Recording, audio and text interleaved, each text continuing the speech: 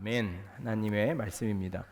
12장을 시작하는 본문의 그 구문들 중에 조금 난해한 구문들이 있습니다.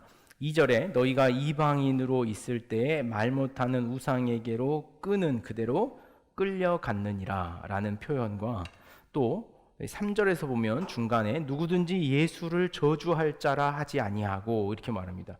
그 예수를 저주할 자라 한다. 이게 이제 어떤 그 맥락에서 나오는 말인지 조금 난해한 구문들이 있습니다.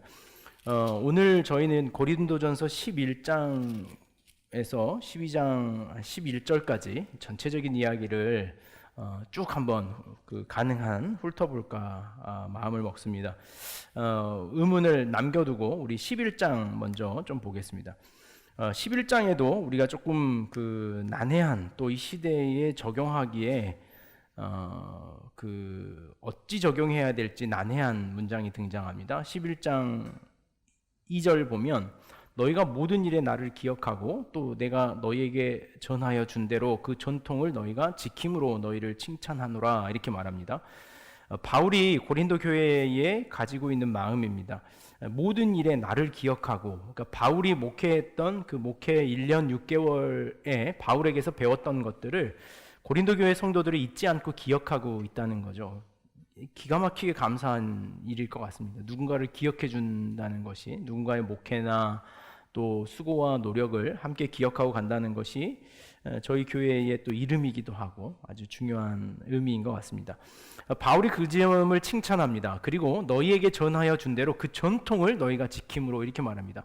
그러니까 그 전통이라고 하는 것은 크게는 하나님에 대하여 바울이 전하였던 어떤 유대교적 전통일 수도 있고 또 예수 그리스도로 인하여 새롭게 형성된 그 새로운 문화라고 볼 수도 있습니다. 두 가지 다 해석이 가능한데 여기서 등장하는 전통이라고 하는 것은 더 많은 이들의 견해로는 이 바울로 인하여 형성된 새로운 그리스도교 중심의 문화를 이 전통이라고 하는 단어에서 의미한다라고 볼 수 있습니다. 그러므로 이 고린도 교회 성도들이 가지고 있는 태도인데요. 고린도 교회 성도들이 가지고 있는 태도는 뭐냐면 바울이 가르쳐준 내용을 기억하고 또 바울 선생님이 가르쳐준 대로 따라가려고 노력하는 열정이 있는 교회더라는 거예요.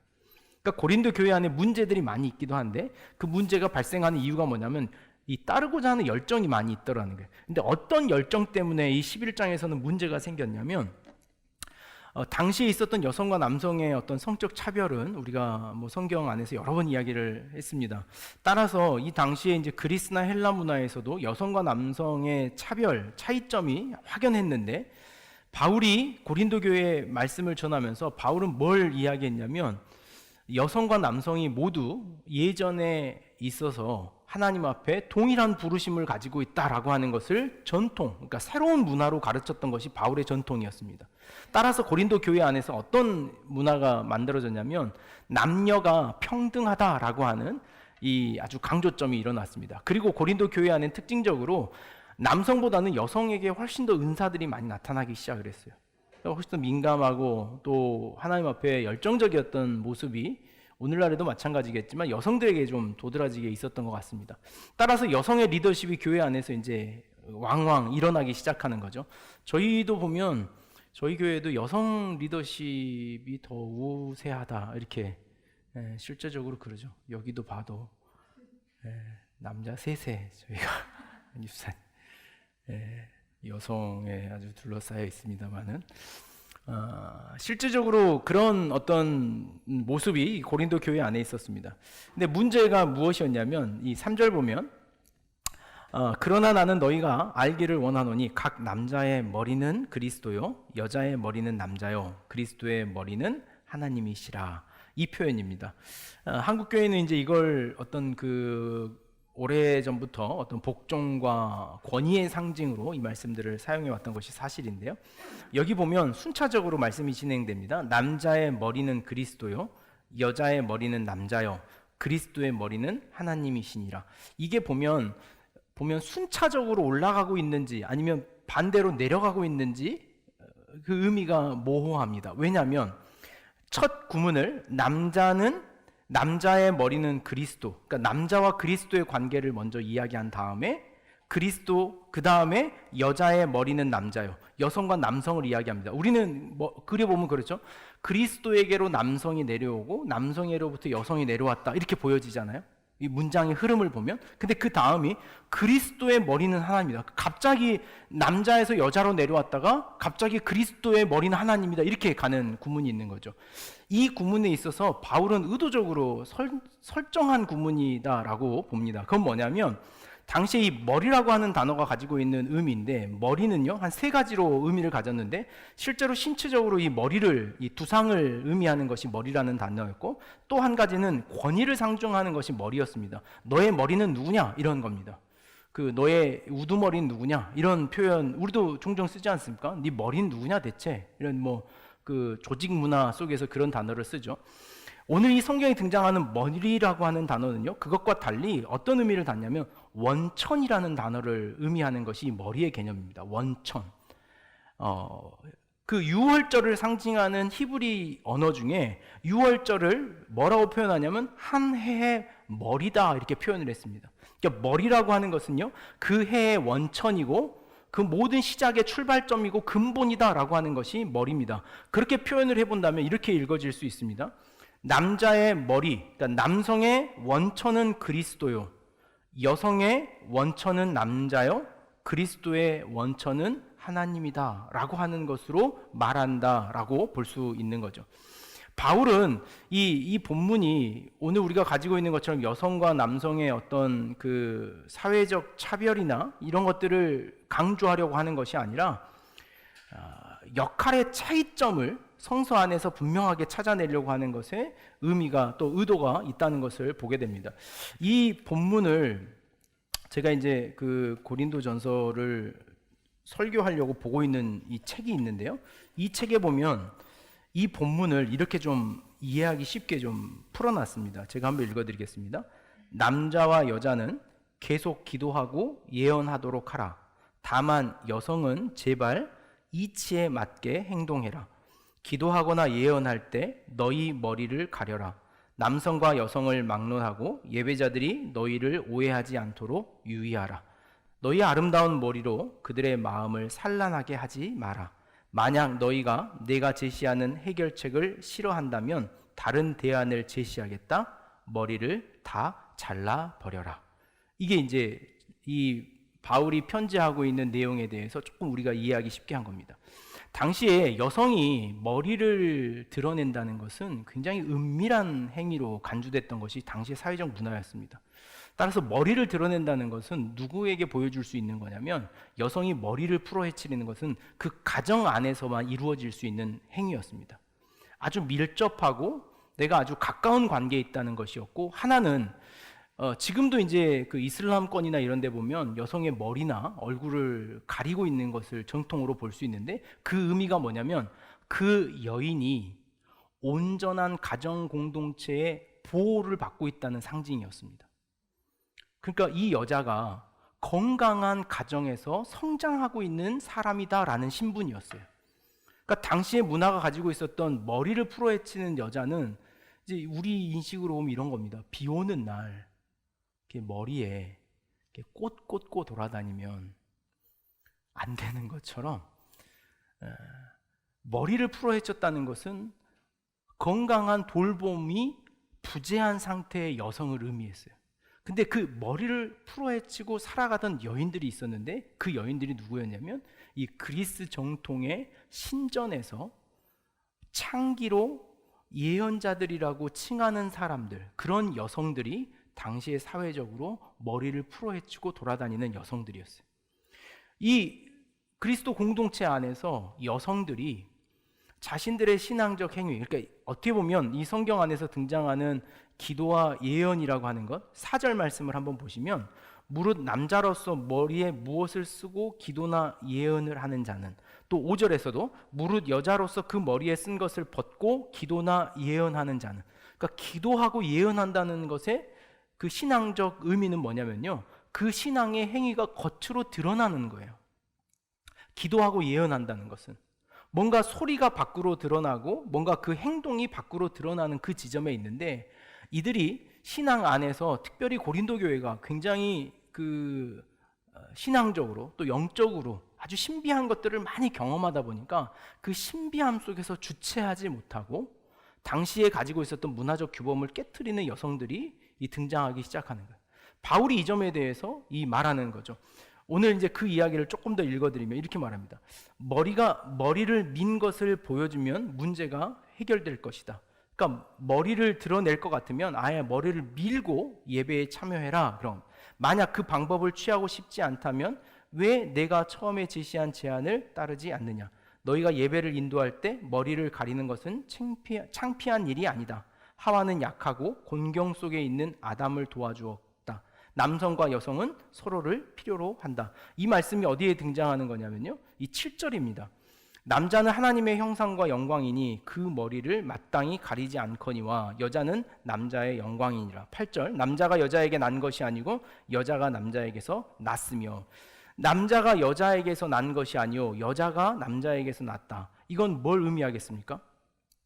창세기 2장 21절에 있는 창조 설화의 1부와 2부가 있다면 이 창조 설화 2부에 있는 창세기 2장 21절에 있는 남자가 여자에게서 난 것이 아니요 여자가 남자에게서 났다라고 하는 것은 우리가 잘 알고 있는 것처럼 하나님이 아담을 잠들게 한 이후에 그의 갈비뼈를 취하여 여성을 취하게 했다는 창세기 2장 21절의 이야기를 인용하는 겁니다. 근데 12절에서 한번 보면 12절에 이는 여자가 남자에게서 난 것 같이 남자도 여자에게로 말미암아 났음이라. 그리고 모든 것은 하나님에게서 났느니라. 그러니까 남자에게서 여자가 났다라는 말과 동시에 12절에 보면 그 남자라고 하는 것은 여성에게서 태어났다라고 하는 것을 이야기합니다. 이것은 창세기 1장 27절에 있는 하나님의 창조의 질서 안에 있는 이야기거든요. 모든 생명은 이 암컷을 통하여 여성을 통하여 그 생명이 창조되게끔 하신 하나님의 창조의 질서에 대해서 이야기하고 있는 거죠. 따라서 여성이든 남성이든 교회 안에서 어떤 권위와 어떤 신령한 것을 경험하였던지 그것이 이 창조의 질서를 뛰어넘는 도구로 사용되어서는 안 된다라는 이야기입니다. 계속해서 바울이 하고 있는 이야기는 뭐냐면 교회 안에서 자신이 어떤 신령한 것을 경험하고 그것을 갖고 나타낼지라도 그것이 하나님의 전체적인 질서를 거스를 수 없다는 거예요. 예를 들어서 우리 이걸 볼 수 있죠. 오늘날 이단 중에 하나가 이 자신들의 신앙적 행위를 부모를 거스르는 것으로 연결짓는 신앙적 형태가 있습니다. 마치 자신이 신앙의 신비로움에 들어간다면 자신의 어머니를, 아버지를, 가족을 부인해야 된다라고 가르치는 거죠. 마치 그것이 신앙의 더 높은 경지에 있는 것처럼 오해하게 하는 것. 만약에 바울이 그것에 대하여 오늘 다시 편지한다면 이 이야기를 쓰는 것이 가장 그 적합한 이해라는 거예요. 그러니까 혹여 부모 자식 간에도 아무리 자식이 신앙적으로 뭔가를 한다 그래도 그 부모라고 하는 권위와 질서를 거스를 수는 없다. 그렇게 된다면 그것은 교회가 될 수 없다라고 하는 것이 오늘 이 바울이 11장 안에서 말하려고 하는 것이죠. 16절 말씀에 보면 그것이 교회의 관습, 관례라는 거예요. 16절에 보면 논쟁하려는 생각을 가진 자가 있을지라도 우리에게나 하나님의 모든 교회에는 이런 관례가 없느니라. 무슨 말이냐면 관례를 따라야 된다. 그러니까 너희가 이 문제를 가지고 자신에게 바울에게 논쟁을 걸어오지만 그 논쟁에 답할 가치가 없는 것이다. 그것은 이미 정하여진 질서와 원칙을 갖고 있는 것이다 라는 개념이죠. 신앙에 있어서 이해를 다한다는 것에 대해서 바울은 무척이나 강조하는 것 같습니다. 특히 어디냐면 이 교회 공동체 안에서 말이죠. 교회 공동체 안에서 무례하지 않게 행동하는 것. 그건 우리가 다 알고 있는 것처럼 이제 나중에 고린도전서 13장에 사랑이라고 하는 것에 연결되는 중요한 주제이고 연결점이기도 합니다. 바울은 창조의 질서, 우리 일전에 한번 그런 이야기 나눴죠. 자연스럽다는 것. 하나님이 지으신 창조의 질서에 맞춰서 우리의 삶을 세워나가는 노력이 더 큰 맥락에 있어서의 하나님의 순종이라는 거죠. 동성애에 관련돼서 뭐 그들을 나쁘다, 죄됐다라고 말하는 것에 어떤 뭐 결론을 갖고 있지는 않지만 한 가지 오늘 이 본문 안에서 우리가 볼 수 있는 건 뭐냐면 하나님이 정하신 이치에 대하여 순종하지 못하는 자기 자신을 성찰할 책임은 있다. 일전에 제가 한번 크리스찬 동성애자 분을 한번 만난 적이 있습니다. 좀 표현이 그렇죠. 크리스찬 동성애자. 근데 그 친구가 저한테 아주 뼈 있는 한마디를 남겼습니다. 뭐라고 저한테 그러냐면, 목사님, 저도 그 예수 그리스도를 구주로 고백하고 신앙의 구원의 감격을 누리며 살아가고 있습니다. 저도 술을 마시진 않습니다. 그러는 거예요. 그러는데 제가 이렇게 생각한다면 오늘 우리의 일방적인 판단과 또 그들을 바라보는 시선에 다양성을 갖추어야 될 필요가 있겠구나라는 생각을 해보게 되더라는 거죠. 그것은 죄라는 알미 자기 자신을 멈춰서이게 했는데, 자신이 동성애라는 것이 죄라는 것을 알매도 멈춰서지 못하는 자기 안에 깊은 내면의 고민이 있다는 정직한 이야기를 저에게 하면서 그 이야기를 하더라는 거죠. 그러니까 오늘 우리가 그들의 삶에, 그러니까 그 자연의 질서 앞에 어떤 방향을 제시하는 것, 그것이 가야 할 방향이 그렇다는 것은 알지만 오늘 우리가 해야 할 일이 뭐냐면 그를 그 방향에 설 수 있도록 끝내 버텨주고 견뎌주는 책임은 우리의 몫이라는 거죠. 이게 바울이 말하는 거예요. 여성들이 그렇게 하는 것으로 인하여 이 편지를 우리 한번 이렇게 해봅시다. 바울에게 이 문제를 써서 보낸 사람은 어떤 그룹이었을까요? 여성들이 앞에서 머리를 풀어헤치고 예배하는 것에 대하여 반대하는 그룹 A, 아니면 우리가 여성들이 머리를 풀어헤치고 예배하는 교회가 되었습니다 라는 것을 찬성하는 사람들 B, 말한 것처럼 A와 B 중에 어디 그룹에서 바울에게 편지를 썼겠습니까? 네? A, B 그룹에서 보냈습니다. 그게 1절이에요. 그래, 너희가 그 전통과 내가 가르쳐준 가르침을 기억하고 있는 것에 대해서 내가 칭찬한다. 그러니까 바울이 그걸 가르쳤거든요. 그 7장에 나옵니다. 7장 결혼의 문제를 이야기하면서 바울은 여성이든 남성이든 하나님 앞에 온전히 누구나 다 예배할 수 있는, 누구나 하나님 앞에 스스로 단독자로 나갈 수 있는 것이 복음이다 라는 것을 가르쳤던 7장이었습니다. 그들이 그것을 가지고 나서 이런 형태에 있는 거예요. 그래서 바울에게 편지를 보냅니다. 지금 우리가 이러고 있는데 바울 선생님, 우리가 잘하고 있는 거죠? 라고 보내자 바울이, 그래, 그것을 기억하고 전통을 따르는 것에 대해 내가 칭찬한다. 그러나 너희가 오해한 것이 있다. 함께 균형을 맞추어져서 공동체의 유익을 꿈꿔야 될 것이지, 그것이 개인의 자유, 어떤 여성의 자유, 동성애자의 자유라고 하는 어떤 개인적 유익을 위해서 그리스도의 복음이 사용될 수는 없다라는 일침을 주는 거예요. 그런 측면에서 교회는 동성애자에게 예수 그리스도에 대한 복음이 그에게 자유로움으로 선포될 수는 없습니다. 분명히 그를 가르치고 또 그에게 삶의 진정한 문제가 무엇인지를 보게 하는 것에 있어서는 우리의 책임이 따라 있는 것이죠. 고린도서 11장 17절에서부터 보면 우리가 일전에 한번 나눴던 이야기입니다. 이제 성만찬에 대한 메시지가 이 안에 등장합니다. 성만찬 안에서 그들 안에서 어떤 문제가 발생했다는 것을 듣게 됩니다. 여기도 한번 이렇게 질문해 볼까요? 누군가가 바울에게 이 이야기를 전했습니다. A그룹, 성찬에서 성찬에 열애된 사람. B그룹, 성찬에서 배불리 먹는 사람. A그룹과 B그룹 중에 어디 사람들이 편지를 썼을까요? 우리가 직접은 안 봤습니다만은 맥락으로 봐서는 여기는 A그룹 사람들이 바울에게 보낸 편지입니다. 아니, A그룹 측면에서 바울에게 전달된 편지입니다. 그래서 바울이 당시에 고린도 교회 안에서 성찬은 우리 주일날 밥 먹는 것 같은 형식이었습니다. 매 주일날 예배를 드리고 나서 하는 거죠. 그러니까 저희가 예배를 끝나고 나서 이렇게 이제 반찬을 지금은 해서 밥을 먹는데, 고린도 교회는 이런 거였죠. 이번 주일날은 우리 이제 미림 사모가 전공을 살려가지고 제육볶음을 좀 60인분을 준비하고, 우리 지혜 집사님이 상추 겉절이를 한 60인분 하고, 아주 지연이가 원래 손이 크니까 소시지 한 60인분을 본인들이 좋아하는 걸로만 준비해 오십시오라고 했어요. 그러면 그 교회 입장에서 뭔가 이렇게 음식을 부탁하는 사람들은 있는 사람일까요? 없는 사람일까요? 삶이 좀 넉넉한 사람, 부탁할 만한 사람들이겠죠. 그런 부탁할 만한 사람들에게 예배 이후에 함께 그들이 먹을 음식들을 고린도 교회는 나눠왔습니다.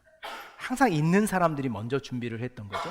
그들이 먼저 준비를 하다 보니까 준비하는 사람들끼리 처음에는 개별적으로 하던 것이 이제 준비하던 사람들끼리 어떻게 되는 거예요? 식당 키를 이제 갖기 시작합니다. 그래서 냉장고는 일단 우리가 넣어놨으니까 배라는 열면 안 돼. 이렇게 이제 우리가 열어야 돼. 왜냐하면 우리가 거기에 뭘 넣어뒀으니까 라는 식으로 고린도 교회가 흘러가기 시작하는 거예요. 그래서 예찬이라고 하는 성찬이라고 하는 것에 참여하면서 그들 안에 어떤 일이 일어나냐면 이제 이 미림 사모가 제육볶음을 해가지고 먼저 왔는데 먼저 해서 이 상을 깔기 전에 우리 지연이가 그럼 우리가 먼저 맛을 좀 보고 나눠도 좋지 않을까라는 생각에 그들끼리 밥을 비벼 먹기 시작하는 거예요, 먼저. 그래서 거기에 이제 밥을 비벼 먹다 보니까 맛있는 거죠, 준비한 사람들끼리. 그러니까 이 사람들끼리 먼저 먹고 배부르고 남은 음식을 그 이후에 오는 사람들에게 나누어 주는 걸로 고린도 교회의 성찬이 점점 변질되기 시작하는 거예요. 그러니까 먼저 와서 먹은 사람은 심지어 배부르고 오늘 바울이 뭐라고까지 말하냐면 술 취한 사람들까지 존재하더라는 거죠. 그러면서 먹지 못해서 굶주린 사람들이 등장합니다. 바울은 그 문제를 시작하면서 이렇게 이야기를 합니다. 17절 말씀, 너희의 모임이 유익이 못되고, 고린도전서에는 유익이라고 하는 공동체적인 가치 선언이 굉장히 많이 등장합니다. 유익하지 못하다. 우리 교회 모임 안에도 이런 모임이 형성될 가능성이 있죠. 모이긴 모였는데 복음에 유익하지 않는 모임이 만들어질 수 있는 거죠. 복음에 유익하지 않고 개인적이고 자기중심적이고 어떤 다른 형식의 모임인 거죠. 일전에 제가 목회 실습할 때 경기도 가평 쪽에 있는 교회인데 그 교회가 뭐로 유명을 했냐면 동아리로 유명한 교회를 저희가 방문을 했습니다. 동아리가 몇 개냐면 100개가 넘는 동아리를 운영을 해요. 근데 그 동아리 내용을 보니까 하여간 우리 사회에서 만들어질 수 있는 모든 건 다 있어요. 거기 가평 가면 수상 스키를 타는 이런 데도 있거든요. 그래서 수상 스키, 골프는 초급, 중급, 고급으로 나눠져 있더라고요. 그리고 뭐 직능별, 직업별, 무슨 별로 다 모여져 있는데 그 교회가 그걸로 시골에 있는 교회임에도 불구하고 1000명 이상 된 교회를 만들어낸 교회예요. 제가 가서 그런 고민이 들더라고요. 과연 그것으로 우리가 다 온전할 수 있을까? 물론 유익은 있겠죠. 어떤 도움을 받고 성도 간의 교제를 나누는 것은. 그러나 바울의 이 유익이라고 하는 단어는 뭐냐면 예수 그리스도의 복음의 확장과 예수 그리스도의 복음의 능력에 영향을 끼치는 것으로서의 유익을 이야기합니다. 그런 유익이 있느냐? 너희의 모임이 유익이 못되어 도리어 해로움이라 라고 말합니다. 그럼 여기에서 말하는 너희의 모임이라는 건 뭐겠습니까? 성만찬을 나누는 전체 예배 공동체를 의미함과 또 같겠지만 조금 더 작게 본다면 그런 조그만한 조직을 만들고 있는 사람들을 의미하는 겁니다. 너희의 모임이 유익이 되지 못하고 도리어 해가 된다. 우리가 한국교회 안에 정말 많이 경험하는 어려움이죠. 어떤 모임이 만들어지느냐에 따라서 그 모임이 어떤 영향을 끼치는가. 근데 바울은 이 문제에 대해서 아주 결정적인 한 단어를 등장시키는데요. 23절입니다. 23절 보면 내가 너희에게 전한 것은 주께 받은 것이니 이렇게 말합니다. 바울은 성찬이라고 하는 이 성찬의 예식이 바울이 세운 것도 아니고 초대교회의 베드로가 세운 것도 아니고 어떤 유대교의 전통에 의해서 형성된 것이 아니라 누구에게서부터 태어난 것이다? 예수 그리스도에게서부터 시작된 것이다. 이걸 알아라 라고 시작하는 거예요. 굉장히 중요한 표현 같습니다. 주께 받은 것이니. 그래서 우리는 늘 성찬을 할 때마다 이 성찬 앞에 항상 이 말을 넣습니다. 이것은 주께 받은 것이니 라는 선을 합니다. 예수께서 우리에게 허락하신 것, 예수 그리스도가 오늘 우리에게 주셨던 건 언제냐면 23절, 내가 너희에게 전한 것은 주께 받은 것이니 곧 주 예수께서 잡히시던 밤에 떡을 가지사 나누셨던 것이다. 잡히시던 밤이라는 말은 어떤 의미일까요? 잡히시던 밤이라는 것은 이 초대 제일 첫 번째 성찬에는 예수를 판 자도 함께 그 자리에 나누어진 성찬이었습니다. 잡히시던 밤이라고 하는 것은요, 자신이 배신과 찢김과 조롱을 당할 것을 알고 있었던 밤이라는 거예요. 그러니까 성찬의 모든 가치적 개념은 나를 비워 타인을 세우고 존중하는 것에 성찬의 의미가 있는데, 너희가 그것 한 가지만 기억한다면 아마 너희들이 지혜로운 방법을 찾아낼 것이다 라는 거예요. 저는 이게 신앙이 가지고 있는 굉장히 큰 장점이고 유익이라고 생각을 해요. 바울은 우리에게 이 한 가지만 알려줍니다. 그게 어떻게 시작됐는지만 기억해, 이렇게 말하는 거예요. 우리가 이런 신앙을 할 수 있다 그러면 우리의 삶이 굉장히 자유롭고 더 깊은 신앙을 할 수 있을 것 같아요. 내가 오늘 구원받았다는 것은 예수 그리스도가 나를 위해 십자가에 죽으셨다는 것만 기억해. 그럼 우리가 고민하고 있는 다른 신앙의 여타한 문제들을 그 한 가지 이유로 해결할 수 있는 힘, 내가 살아갈 책임과 역할을 그 근거 안에서 내가 적극적으로 찾아내고 내가 자발적으로 행동할 수 있는 힘을 갖는 것, 바울은 고린도 교회가 그런 성장이 있기를 바라는 마음에 이 이야기를 하고 있는 거죠. 그러므로 27절 말씀에 보면, 그러므로 누구든지 주의 떡이나 잔을 합당하지 않게 먹고 마시는 자는 주의 몸과 피에 대하여 죄를 졌는 것이니라, 이렇게 말합니다. 그러니까 죄라고 하는 단어가 여기에 등장하는데, 죄라고 하는 것은 그들이 가지고 있었던 근본적인 그 죄에서부터 자유함을 얻기 위해서 시작했던 그들의 삶이 오히려 그 일로 인하여 죄 속으로 들어갈 수밖에 없는 그 역행의 구조를 가지고 있다는 것을 성경 안에서 보여주는 거죠. 그러므로 한 가지를 제안합니다. 33절 말씀인데요. 그러므로 신앙의 공동체가 가져야 될 어떤 교인들 간의, 성도들 간의 삶의 원칙 한 가지를 제안합니다. 그런즉 내 형제들아, 먹으러 모일 때 서로 뭐라고 말합니까? 기다리라, 기다리라. 이게 성도가 가져야 할 덕성이라고 바울은 말할 수 있는 거죠. 기다려라. 가장 하기 어려운 일인 것 같아요. 기다리는 거. 이 기다리는 게 가장, 자녀를 이렇게 양육해 보면 이 기다리는 것만큼 어려운 숙제는 없는 것 같아요. 이 아이가 다시 돌아오고 원래의 궤도를 다시 탈 것이라는 것을 믿고 기다려주는 것. 근데 그게 어려운 것 같아요. 그게 잘 안 돼서 늘 먼저 이렇게 앞서 행할 때가 많이 있는데, 신앙의 지체들 가운데도 그러라는 거죠. 기다리는 것. 기억하는 교회가 그럴 만한 힘을 갖는 교회가 되면 좋겠다는 생각을 이 말씀을 보면서 합니다. 기다릴 수 있는 힘, 또 인내해 줄 수 있는 힘, 상대를 바라봐 줄 수 있는 힘이죠. 일전에도 한번 설교하면서 그런 이야기를 나눴습니다마는, 어른이 되어가고 삶이 늙어가면서 안 되는 게 있어요. 잘 안 되는 게. 근데 그게 뭐냐면 꼴을 보는 겁니다. 꼴 보기 싫다, 이런 말 여러분 아시죠? 그러니까 다른 사람의 어떤 행동을 어려서는 그냥 보는 것 같아요. 아, 저 사람은 저렇구나, 이렇게. 근데 나이가 들면 들수록, 제 판단이 확고해지면 질수록 타인의 꼴을 그대로 볼 수 있는 힘은 사라져 버리는 것 같아요. 저희 아이들하고도 이렇게 길을 가다 세상을 보면 이 아이들이 보는 세상과 제가 보는 세상이 늘 이런 면에서 다르다는 것을 봐요. 타인을 기다려주는 힘이 점점 사라지면서 과연 그것이 성도일까, 목회자일까라는 거예요. 그러니까 목회를 하면서 더 이렇게 굳어지는 건 그런 것 같아요.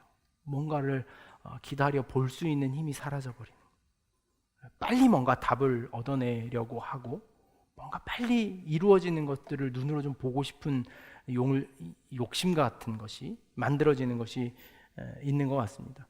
그러면서 바울은 4절에 만일 누구든지 시장하거든 집에서 먹을지니 이는 너희의 모임이 판단받는 모임이 되지 않게 하려 함이라. 그 밖의 일들은 내가 언제든지 갈 때에 바로 잡으리라. 여러분들이 신앙 안에 형성된 이 모임이 판단받을 만한 모임이 되지 않게 하는 것, 그것이 고린도 교회에 전하는 중요한 주제인 것 같습니다. 12장 말씀으로 넘어와 보면 형제들아 신령한 것에 대하여는 나는 너희가 알지 못하기를 원하지 아니하노니 라고 바울은 모든 시작을 이렇게 칭찬처럼 시작을 합니다.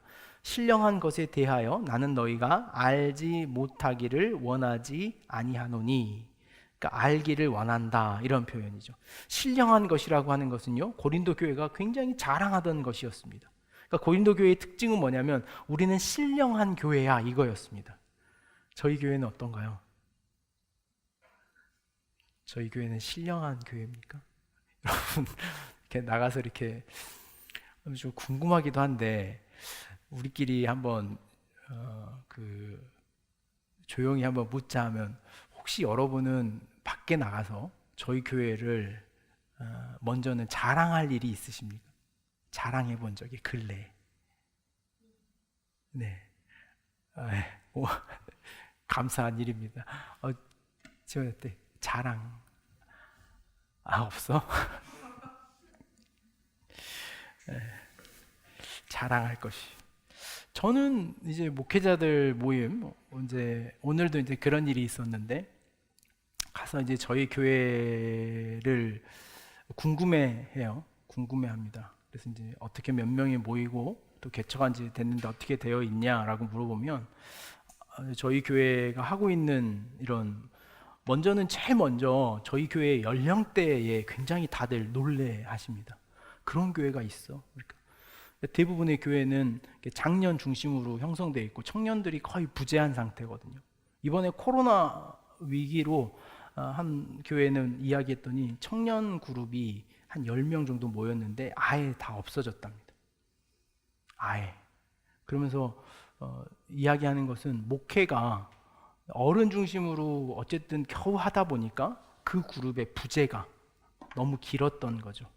한 3개월 이상의 부재로 인하여 그 청년들이 다 떨어져 나가버리고 말더라라는 이야기를 하면서 어떻게 그렇게 하고 있는가, 어떻게 그 젊은 사람들하고만 목회를 하고 있는지 비결이 뭔지 다음에 한번 꼭 들어야겠다, 뭐 이런 이야기들을 합니다. 제가 이제 그런 생각을 할 때마다 한편으로 그런 거죠. 우리 자랑이 젊다는 것 하나에 머물러서야 될까? 이런 생각이 있는 거죠.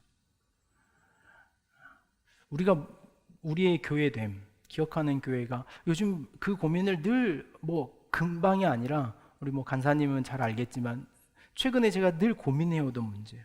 기억하는 교회를 우리가 이제 뭐라고 말할 수 있을까? 이제 한 3년이라고 하는 시간이 우리에게 흘러왔는데 이제는 우리가 우리의 어떤 교회됨이 있어야 될 텐데 영적 훈련을 잘하는 교회로 한번 성장시켜보고 싶다, 이런 생각이 들어요.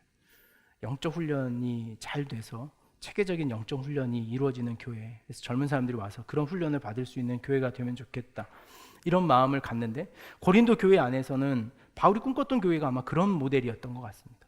그러면서 바울 안에 그들이 뭘 사모하는 교회였냐면 신령함을 사모하는 교회가 고린도 교회였어요. 그러다 보니까 그 신령함을 사모하다 보니까 어느 지역보다 더 영적 경험들을 많이 했던 교회가 이 고린도 교회였습니다. 이제 12장은 그 신령한 것들의 내용이 등장해요. 그걸 우리는 표현하기에 뭐라 그러냐면 은사라고 표현을 합니다. 그러니까 그 신령한 것에 대하여라고 하는 12장 1절에 있는 신령한 것에 대하여라고 하는 단어를 영어 성경에는 뭐라고 번역했냐면요, 기프트라고 번역을 했습니다. 그러니까 그 신령한 것들이 뭐냐면 우리가 잘 알고 있는 단어로 뭐냐면 선물, 은사라고 하는 개념이에요. 그러니까 너희들이 그 신령한 것, 은사들이 많이 일어나서 그 은사의 목적과 내용이 무엇인지 바울 입장에서는 알려주기를 원하는데 라고 하는 말이 12장 1절입니다. 근데 그러면서 어떻게 시작을 하냐면요, 굉장히 짓궂게 시작한다 그래야 될까요? 12장 2절 말씀해 보니까 너희도 알거니와 너희가 이방인으로 있을 때 말 못하는 우상에게로 끄는 그대로 끌려갔느니라, 이렇게 이야기를 합니다. 이건 뭐냐면 고린도 교회를 한번 칭찬해 놓고 칭찬한 다음에 2절에서 그 칭찬을 바꾸는 겁니다. 그러니까 한껏 이렇게 높여 세워줬다가 그런데 한번 잘 생각해봐. 시작이 어디였지? 이렇게 묻는 거예요. 시작을 어디로 이야기하냐면 너희가 이방인으로 있을 때에 이렇게 말합니다. 그러니까 이방인으로 있을 때라고 하는 말은 뭐냐면 고린도 교회 대부분의 구성원들이 모두 다 유대교 정통을 가졌던 사람들이 아니라 흩어져 있었던 이방인들이었습니다. 그러니까 너희들이 지금은 신령한 것을 사모하고 있지만 누구나 시작은 어디였다는 것을 너희가 다시 한번 기억하고 시작하자, 그런 말이에요. 은사에 대한 이야기가 왜 그랬냐면 당시에 은사를 가지고 있는 사람들이 더 큰 은사는 어떤 은사가 더 우위에 있는 은사다라고 하는 싸움이 그들 안에 있었기 때문에 너희들이 누가 무엇을 가졌기 때문에 더 컸다라고 싸우기 전에 모두 어디에서 시작했는지를 다시 한번 기억해라 이거예요. 우리도 기억할 필요가 있죠.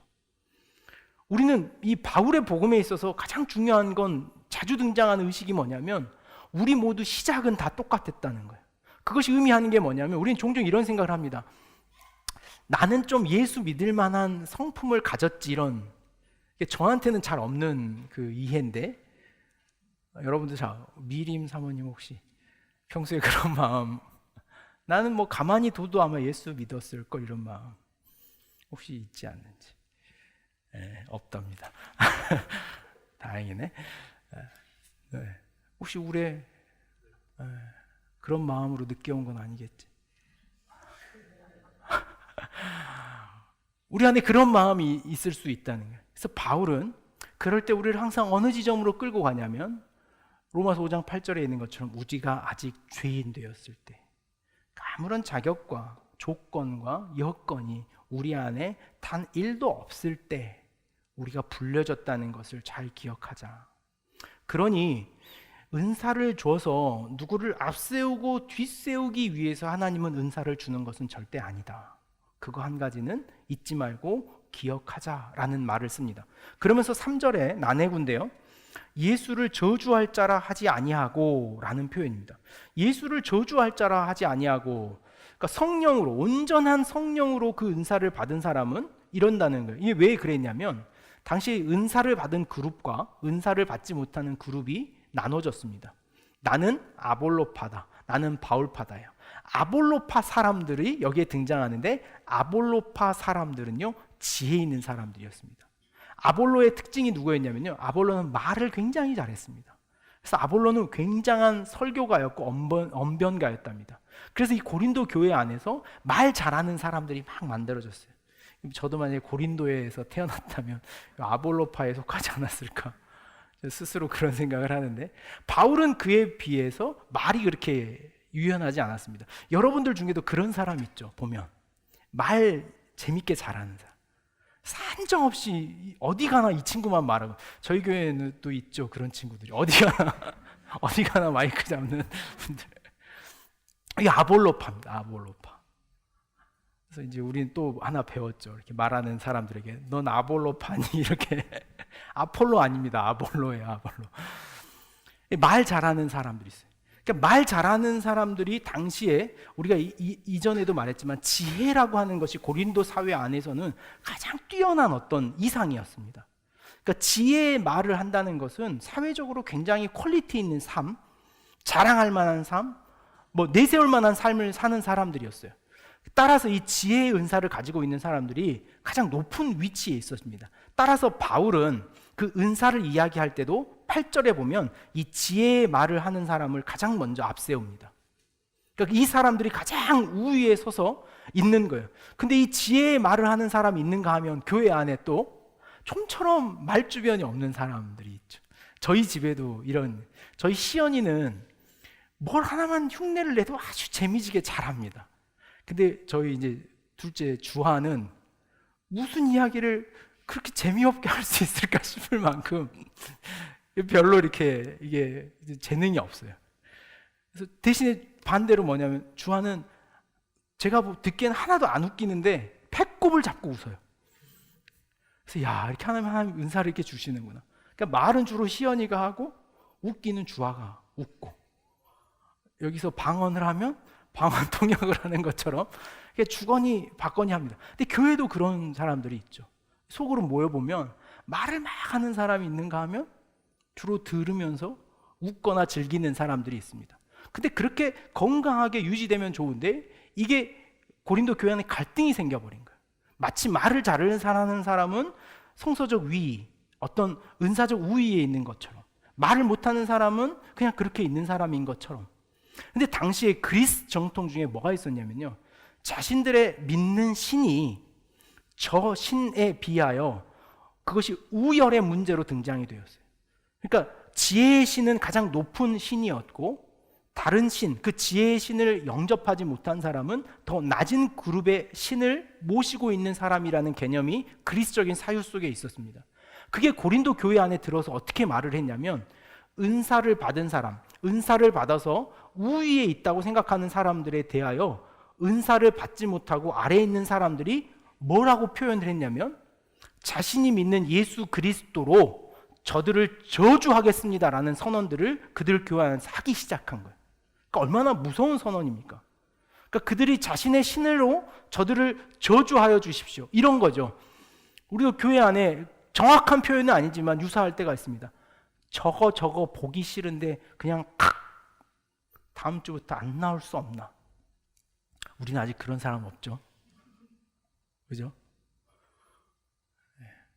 근데 교회 안에 그런 일들이, 은혜 받으려고 교회 갔는데 누가 문 앞에서만 만나면은 내가 그냥 집에 갈란다. 그게 오늘 이 표현에 있는 예수를 저주할 자라 하지 아니하고의 그 원어적 표현인 거예요. 그러니까 교회 안에서조차 그들 안에 무엇 때문에요? 이 은사 때문에 그 갈등이 생기기 시작해요. 직분과 은사 때문에. 저것 때문에 내가 교회 못 나오겠다. 이게 예수를 저주할 자로 여기는 사람들의 행위더라는 거예요. 근데 바울이 말하는데요, 성령으로 일어난 일이라면 너희들 안에 그런 일이 없어야 된다. 그러니까 그런 우열의 문제가 은사를 통하여 나타나서는 안 된다라고 하는 이야기를 하고 있는 거죠. 저희 교회가 이런 건강함으로 계속 갈 수 있기를 정말 소망합니다. 그래서 우리는 그래도 보고 싶어 하고, 아직은 그리워하고, 근데 이게 우리가 아직은 이 격차가 없어서도 더 그런 것 같아요. 여러분들 아직 사회적 격차가 그렇게 없잖아요. 근데 이제 우리가 한 50대만 돼도 이제 사회적 격차가 막 있기 시작하면 이 교회 안으로 그대로 들어오더라고요. 그러니까 직분의 격차, 어떤 소유의 격차, 어쩔 수 없이 그 격차가 지금은 없잖아요. 고등학교 때 그런 격차 별로 없잖아요. 그러니까 성적이 좀 뭐 우수하다 그래서 그 현장에서 바로 뭐가 드러나는 건 아니기 때문에 고등학교 때 누가 제일 좋습니까? 쌈 잘하고 욕 잘하는 애들이 짱이죠, 고등학교 다닐 때는. 근데 그 대학 가면 어떻게 됩니까? 이제 좀 바뀌기 시작하죠. 그래서 고등학교 다닐 때는 얘가 분명히 내 뒤통수 쳤었는데 대학 가서는 갑자기, 직장 가서는 또 다른 격차로 막 만들어지는 사회. 근데 그 그대로 고스란히 교회에 들어오다 보니까 교회 안에는 어쩔 수 없이 이제 그 극심한 격차의 문제는 보면 대부분 이제 결혼쯤에 확실히 확연하게 차이가 나는 거예요. 일전에 한번 제가 어디 칼럼에서 봤는데 여성의 어떤 뭐 여성의 인생 그래서 뭐 별로 좋은 표현은 아닙니다만은 뭐 젊어서는 얼굴 예쁜 거라던가요. 그리고 그 다음이 뭐 공부 잘한 거, 그 다음에 남편 잘 만난 거, 근데 결국에 판가름 나는 거 혹시 들어보셨어요? 뭐라고? 자식 대학 보내는 걸로 판단이 난다. 이게 우리 한국 사회 여성의 삶이다, 이렇게 이야기를 하더라는 거죠. 그러니까 우리는 순전히 그런 격차를 만들어내는 삶이죠. 그러면서 나보다 위에 있는 격차를 가진 사람한테 재수 없어, 저랬어? 이게 고린도 교회 안에서도 여전히 그 은사 중심으로 있었고, 오늘 우리 안에도 사실이 있는 거죠. 뭔가 격차를 만들어 놓고 그 격차로 인하여 우리는 서로 갈등하고, 그 교회 안에서는 반드시 사라져야 될 모습이다라는 거죠. 그래서 바울은 이러는 거죠. 7절 말씀 한번 보실까요? 12장 7절. 각 사람에게 성령을 나타내심은 어떻게 하려 하심이라? 유익하게 하려 하심이라. 이 유익이라고 하는 단어도요, 공동체의 가치를, 그러니까 누가 너무 많이 가졌더라도 교회 안에서 좀 절제하라는 거예요. 누가 너무 많이 뭐가 부가 있더라도 좀 조심하더라는 거예요. 아무리 자신이 예쁘고 그러더라도 교회 와서 너무 예쁜 척 하지 말고. 네. 우리 다 예쁘니까 하는 말이에요. 여러분들 워낙 이렇게 주일날 예쁘게 하고 오니까 하는 말입니다. 노래 너무 잘 부른다고 혼자 막 크게 부르지 말고. 그러니까 그 유익의 선상에서 막 근데 우리 이제 교회 안에 그럴죠. 주일날 한번 올 때 그 걸칠 수 있는 거 다 걸치고 오고 낄 수 있는 거 다 끼고 오고 할 수 있는 한 모든 것들을 드러내려고 하는 거. 그건 아픔이었던 것 같아요. 교회의 아픔. 우리가 그 길을 걷지 않기를 바라는 마음이 있습니다. 12장 보면 그것이 하나님의 조화라는 걸 이렇게 바울은 설명하는데요. 4절, 5절, 6절인데요. 은사는 여러 가지나 성령은 같고 직분은 여러 가지나 주는 같으며 또 사역은 여러 가지나 모든 것을 모든 사람 가운데 이루시는 하나님은 같으니. 이 주어를 한번 보시면요. 성령과 그리스도와 하나님입니다. 그러니까 바울은 삼위일체의 창조의 하나님이 서로의 균형을 맞춰 땅을 창조하신 것 같은 그 조화, 그 조화로움이 어디 있어야 된다는 거예요? 그게 교회에 있어야 된다는 거예요. 교회. 성삼위 하나님의 조화. 누구도 우열을 주장하지 않고 서로의 격을 존중하고 인격을 세우는, 하나님이 예수 그리스도를 아들이라고 함부로 하지 않고 성령을 함부로 거슬리지 않는 그 아름다운 조화, 그게 교회의 됨의 가장 큰 유익이라고 말하는데 우리에게 너무나 중요한 가치가 있는 거죠. 그러면서 바울은 11절 결론적으로 이 모든 일은 같은 한 성령이 행하사 그 뜻대로 각 사람에게 나누어 주는 것이니라 이러는 거예요. 이 말씀을 보다가 이런 생각이 들더라고요. 하나하나 은사들을 뭐 이렇게 설명할 필요도 있겠지만 예를 들어서 이런 겁니다.